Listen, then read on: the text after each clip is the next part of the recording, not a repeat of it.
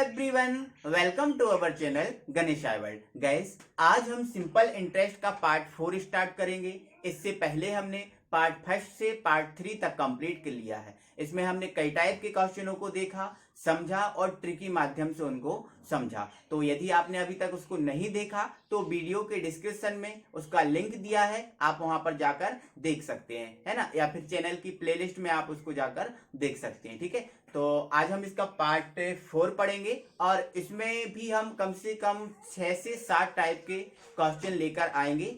और यहाँ से लगभग थोड़ा ये वीडियो लंबा भी हो सकता है, ठीक है, लेकिन ऐसा है दोस्तों कि हर टाइप के क्वेश्चन फिर आपके पास उपलब्ध हो जाएंगे। आप कोई सा भी टाइप कर सकते हैं और एग्जाम में आए तो फिर आपसे ये झंझट नहीं रहेगी कि आपसे नहीं बन रहा। ठीक है, और इन सभी को बहुत ट्रिकी माध्यम से करेंगे। ऐसा नहीं कि मैं आपको लॉन्ग मेथड कराऊंगा, बहुत शॉर्ट मेथड कराऊंगा, है ना। तो आइए इसको हम देखते हैं और आज का हमारा पहला क्वेश्चन क्या है उसको देखें। चलो, हमारा पहला क्वेश्चन है, एक निश्चित ब्याज दर से 4 वर्षों में 750 की धनराशि 870 रुपए हो जाती है। यदि ब्याज दर को 2% इंक्रीज कर दिया जाए, बढ़ा दिया जाए, तो यह 7 वर्षों के बाद मूलधन क्या होगा। 7 वर्षों के बाद ये राशि कितनी हो जाएगी, उसने हमसे इसके बारे में पूछा है। पहले एक बार क्वेश्चन को और पढ़ लो। क्या बोल रहा है, एक निश्चित ब्याज दर से 4 वर्षों में, समय 4 वर्ष दिया है, इसमें 750 की धनराशि, मतलब भैया जो 750 है वो आपको मूलधन दिया है। क्या दिया है, मूलधन। ठीक है, और ये 4 वर्षों में 870 रुपए हो जाती है, मतलब ये आपको दिया है अमाउंट। क्या दिया है, अमाउंट। अब ये देखो, ये 750 से 870 कितने समय में हो रही है, 4 साल में। मीन्स इसका ये है दोस्तों, इसका जो डिफरेंस है, जो डिफरेंस निकालो, इसका डिफरेंस कितना निकल के आ रहा है, बोलो। डिफरेंस निकल के आ रहा है 120। कितना आ रहा है डिफरेंस, 120। मींस ये है कि 4 ईयर का जो ब्याज है, जो इंटरेस्ट है, वो कितना है, 120 रुपीस। कितना है, 120 रुपीस। कितने ईयर का, 4 ईयर का डिफरेंस। हमें 1 ईयर का यदि डिफरेंस निकालें तो ये 1 ईयर का डिफरेंस निकल जाएगा 30 रुपीस। 4 का इसमें डिवाइड कर देंगे तो 30 रुपीस 1 साल का इंटरेस्ट निकल कर आया। ठीक है, चलो अभी हम इस 2% की बात नहीं कर रहे हैं कि इसने इंक्रीज कितना किया, कितना नहीं किया। पहले तो हम ये देख रहे हैं कि 7 वर्षों के अंत में जो रेट चल रही थी उसी रेट से कितना हो रहा है, फिर इसका हम फंडा समझ लेते हैं। ठीक है, तो इसको अभी साइड में रख दो। तो देखो भाई, 1 साल का ब्याज कितना है, 30 रुपए। तो ये 7 साल तक ब्याज कितना हो जाएगा, कितना हो जाएगा, 7 ईयर का जो इंटरेस्ट होगा वो कितना हो जाएगा, 210 रुपए। 7 साल का इंटरेस्ट कितना निकल के आया, 210 रुपए। ठीक है, अब पहले ये क्या राशि थी, 750 थी, है ना। 7 साल के बाद इंटरेस्ट उसको कितना मिला, 210 का। तो ये क्या करना है आपको, आपको 7 साल के अंत में जो उसी रेट से राशि निकालना है। तो 750 है, उसमें 210 को आप जोड़ दो, तो 0 6 ये 9, ये 960। मतलब दोस्तों उसी रेट से, जो रेट चल रहा था उस रेट से 7 वर्षों में 960 रुपए का मूलधन हो जाएगा, या 960 रुपए की मूल राशि हो जाएगी। लेकिन ऐसा नहीं है, उसने तो 2% बढ़ा के लिया ना। 1 साल का 2%, तो 7 साल का कितना परसेंट हो गया, 14%, 14% हो गया। तो आपको कुछ नहीं करना है, जो 750 है उस 750 का 14% होगा ना। देखो देखो, 1 साल का 2% तो 7 साल का 14%। अब ये 14% होगा किसका, मूलधन का ही होगा ना, मूलधन का ही होगा। और मूलधन प्रारंभ में कितना दिया है, 750। तो 750 का आप 14% निकाल दो, तो 14/100, 1 से 1 काट दिया, है ना।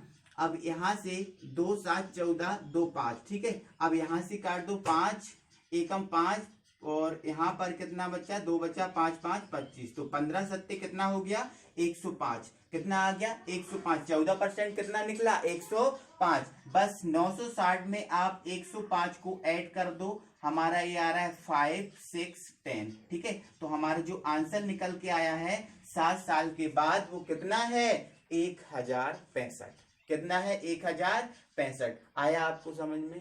नहीं आया तो एक बार थोड़ा सा वीडियो को फिर से पीछे करो और फिर से एक बार आप समझ लो, ठीक है। तो आंसर हमारा क्या रहेगा 1065 रुपीज। समझ में आया? इसके बाद हम अगला क्वेश्चन देखते हैं।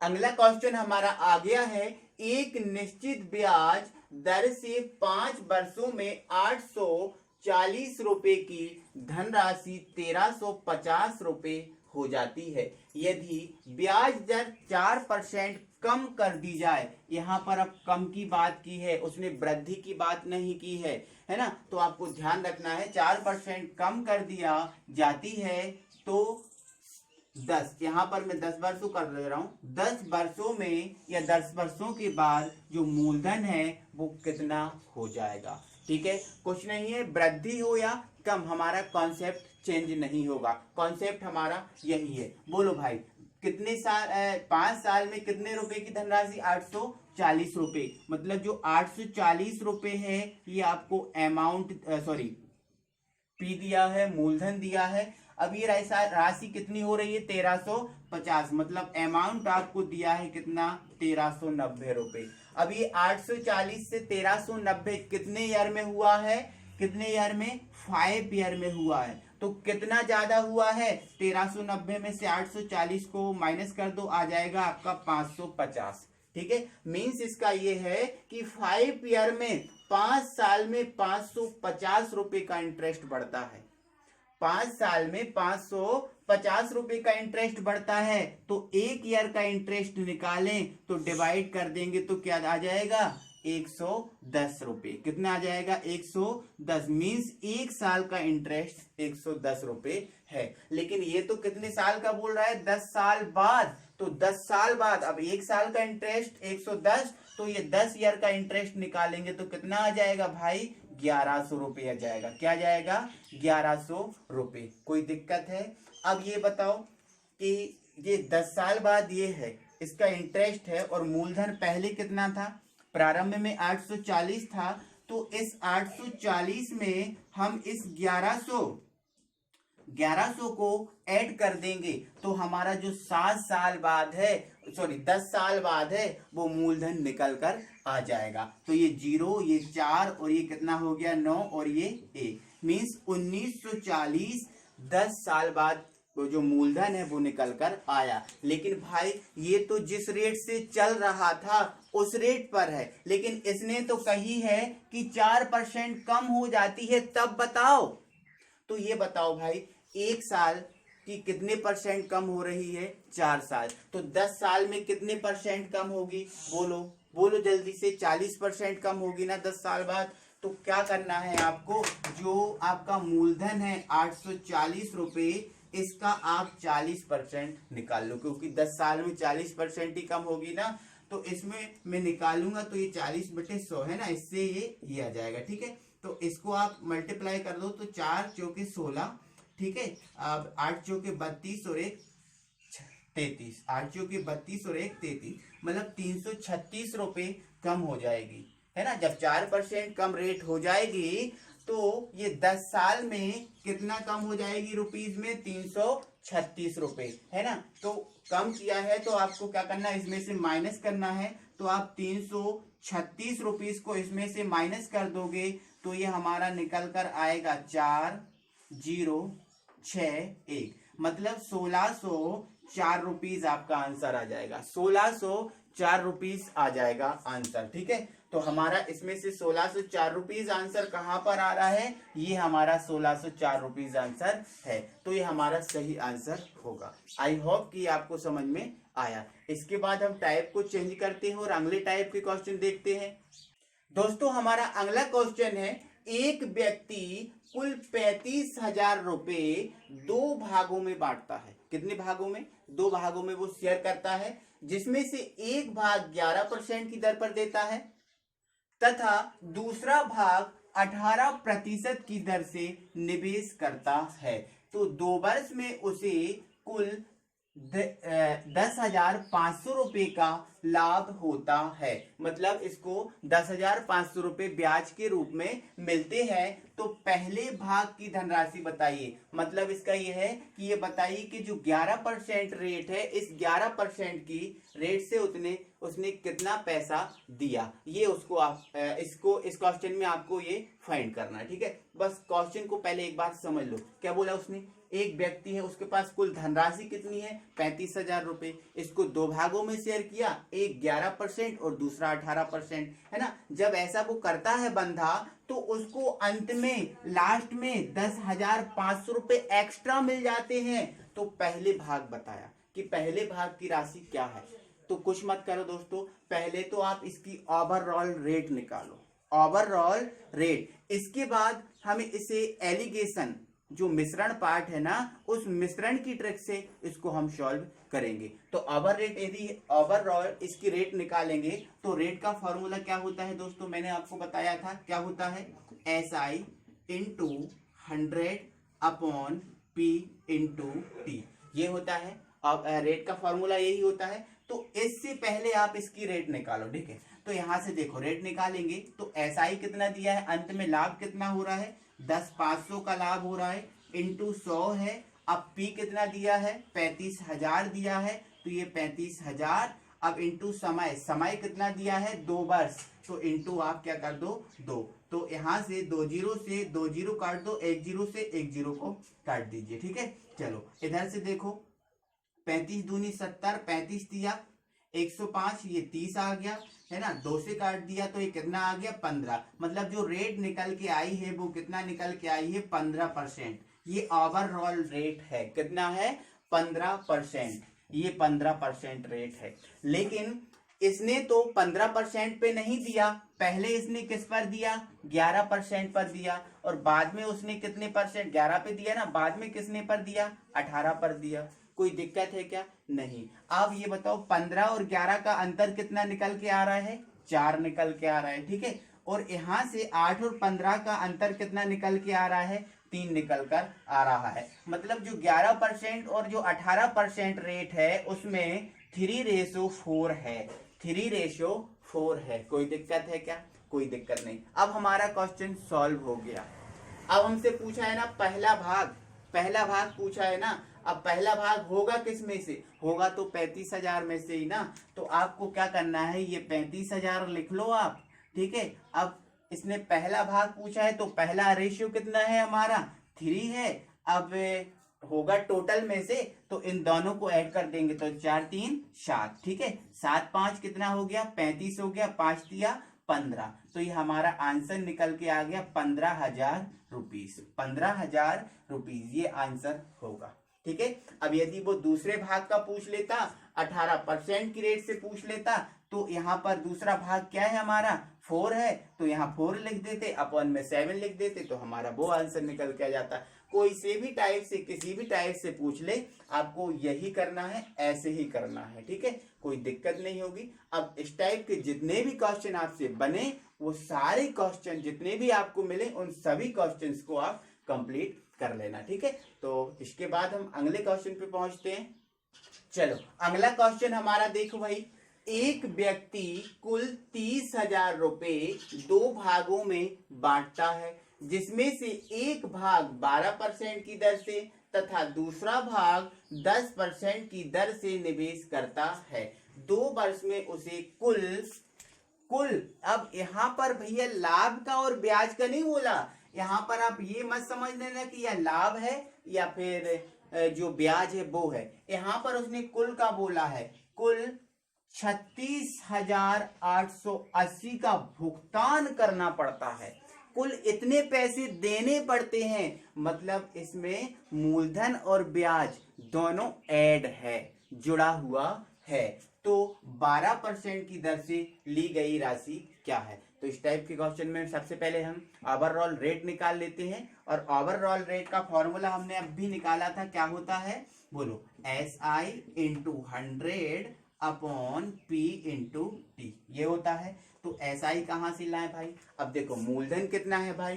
30,000 रुपए। अंत में उसने कितना दिया? 36,840 रुपए। है ना, सॉरी 36,480 रुपए दिया है ना, तो आप 30,000 को घटा दो इसमें से, तो कितना बचा 6,000, सॉरी हाँ 6,480 रुपए बचा ना, 6,480 का ब्याज हुआ ना, इतने का लाभ हुआ ना, तो इंटरेस्ट हमारा कितना होगा भाई 6,480, ये इंटरेस्ट इंटू 100। अब मूलधन कितने का है भाई 30,000 रुपए का, ठीक है 30,000 इंटू समय कितना है 2 वर्ष, ठीक है कुछ मत करो, 2 जीरो से 2 जीरो, 1 जीरो से 1 जीरो काट दो, ओके।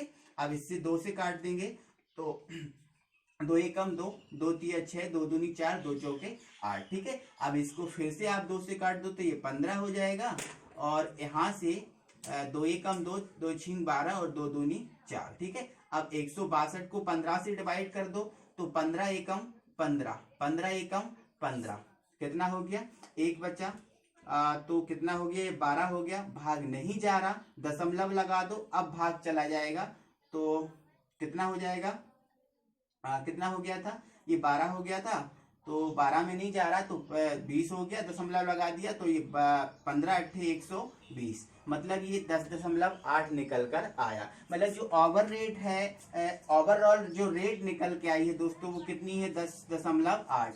तो ये हमारी जो रेट है वो ओवरऑल रेट है, इस रेट जो ओवरऑल रेट है। लेकिन ऐसा नहीं किया ना उसने तो पहले क्या किया 12% से दे दिया और बाद में क्या किया 10% से दे दिया। कोई दिक्कत है क्या, कोई दिक्कत नहीं। इसमें और इसमें कितने का डिफरेंस है भाई 1.2 का डिफरेंस है। इसमें और इसमें कितने का डिफरेंस है भाई आप ये बताओ, 1.2 का डिफरेंस है। इसमें कितने का है 0.8 का डिफरेंस है। पॉइंट से पॉइंट कैंसिल कर दो, 4 दून, हाँ 4 दूनी 8, 4 तिया 12, मतलब जो रेशियो निकल के आ रहा है वो 2:3 निकल के आ रहा है, 2:3 निकल के आ रहा है। कोई दिक्कत है, ये हमारा 12% और 10% के रेशियो जो रेट है उसका रेशियो निकल कर आया। लेकिन इसने 12% का पूछा ना भाई, 12% है ना, तो ये 12% मतलब 12% पहला है और पहले का रेशियो कितना है 2 है। अब ये होगा तो 30,000 में से ना, तो आपको करना क्या है, जो 30,000 रुपीज है उसका आप 12% की दर से जो राशि है उसको निकालना है, तो 12% का रेट कितना है 2, तो इंटू आप क्या कर दोगे 2, लेकिन ये है कुल में से तो 3 और 2 5, तो 3 और 2 5, 5 6 का 30, 6 दूनी 12, ठीक है कितना आ गया हमारा 12,000 रुपीज। तो हमारा आंसर कौन सा होगा, ये वाला होगा। समझ में आया आपको, आई होप कि आपको आ गया होगा समझ में, ठीक है। तो इस प्रकार से भी कॉस्टिंग थोड़ा पलटवार कर सकता है, तो इसको हमें समझना है कि ये दी क्या चीज है, ब्याज दिया है कि अमाउंट दिया है ना। तो अमाउंट दिया है तो डिफरेंस करके आप उसका सिंपल इंटरेस्ट निकाल लोगे, इंटरेस्ट निकाल लोगे, फिर आप उसको ऐसे सॉल्व कर लोगे, कोई समय नहीं लगेगा, ठीक है। चलो अगले क्वेश्चन पे। पहला क्वेश्चन हमारा है किसी धनराशि का साधारण ब्याज मूलधन का, क्या उसने बोला साधारण ब्याज मूलधन का 1/9 है तथा वर्षों की संख्या और जो ब्याज दर है, जो रेट है वो आपको इक्वल दी है, तो रेट बताइए। तो क्वेश्चन में कहा गया है कि जो साधारण ब्याज है भाई वो मूलधन का 1/9 है। क्या साधारण ब्याज मूलधन का 1/9 है, मीन्स ये है कि जो सिंपल इंटरेस्ट है वो प्रिंसिपल का 1/9 है। तो उसका कहने का मतलब ये है भाई कि हम सिंपल इंटरेस्ट आपको देते हैं 1 और जो मूलधन है वो आपको देते हैं 9, क्या 9, और हम आपको आगे समय और जो ब्याज दर है उसको इक्वल करते हैं, तो हमें ये बता दो कि इसकी रेट क्या है। तो सिंपल है क्वेश्चन, है ही नहीं उसमें प्रॉब्लम कुछ, है ना। उसने क्या बोला है वर्षों की संख्या, मतलब जो टाइम है उसको रेट के इक्वल किया है ना। इसमें रेट पूछा है तो रेट का फॉर्मूला क्या होता है बोलो जल्दी से, SI into 100 upon P into T, यही तो होता है फॉर्मूला। वैल्यू पुट बस करना है। SI कितना दिया है 1 दिया है, ये 100 है हमारा, है ना। P कितना दिया है 9 दिया है ना। अब टाइम को किसके इक्वल करना है बोलो, टाइम को किसके इक्वल करना है, रेट के इक्वल करना है, तो ये रेट कर दिया। यहाँ पर R हमारा चल ही रहा है तो ये R इधर जाएगा तो ये R² और 9 से इसको डिवाइड कर दो तो 9 बचा 9, 1 बचा 10 हो गया, 9 बचा 9, 1 बचा 1/9, 1/9, ठीक है। तो ये आर स्क्वायर है वो निकल के आ रहा है भैया कितना निकल के आ रहा है, या फिर इसको दोस्तों ऐसे सॉल्व करो आप, देखो इधर इसको समझो, ऐसे मत करो, ये हमारा क्या है 100 इसको लिखा रहने दो, 9 इसको लिखा रहने दो, ठीक है। R square is equal to आ गया अपना 100/9, 100/9। तो देखो इसका रूट हटाएंगे तो ये क्या हो जाएगा, बोलो 10 होगा, ये कितना हो जाएगा 3 हो जाएगा, इस 3 से डिवाइड कर दो तो 3 3 जा 9, 3 3 जा कितना हो गया 9 हो गया, एक बचा, ये तो हो गया हमारा 3 सही 1/3%, मतलब 3 सही 1/3% ये रेट निकल कर आई है। इसमें समय नहीं लगेगा, आपको बता दिया इसका कॉन्सेप्ट, इसमें क्या है ना तो ये हो जाएगा। तो हमारा आंसर कितना निकल के आ रहा है 3 सही 1/3%, सॉरी यहाँ पर 3 है, 3 सही 1/3%, ठीक है। तो ये हमारा क्या हुआ आंसर हुआ। आई होप कि आपको समझ में आया होगा, ठीक है। तो यदि इस टाइप से क्वेश्चन एक और आपको होमवर्क में देता हूँ वो करना, ठीक है। कोई धनराशि साधारण ब्याज, किसी धनराशि का साधारण ब्याज मूलधन का 1/4 है, कितना है 1/4 है, तथा वर्षों की संख्या और दर समान है, तो दर बताइए। ये क्वेश्चन आपका होमवर्क रहा, ये आपको होमवर्क में करके लाना है और मुझे कमेंट बॉक्स में बता देना है भाई कि हमने ये होमवर्क कर लिया है और ये हमारा आंसर ये आया है, ठीक है। ओके चलो इसके बाद हम आगे बढ़ते हैं और अगले टाइप का क्वेश्चन उठा के देखते हैं।